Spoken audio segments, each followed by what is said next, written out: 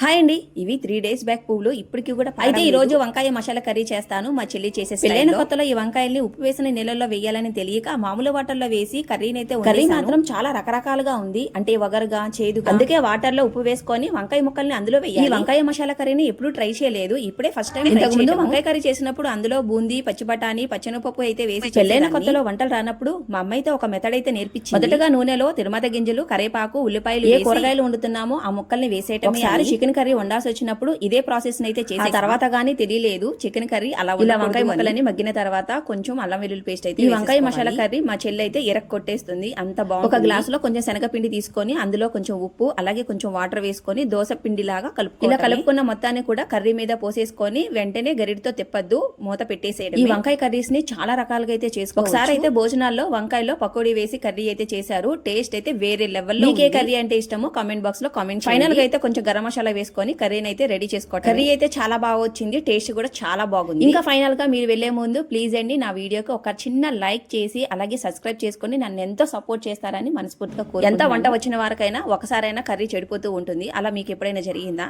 Please comment చేయండి, నేను కూడా తెలుసుకుంటాను. ఉంటాను మరి, బై బాయ్.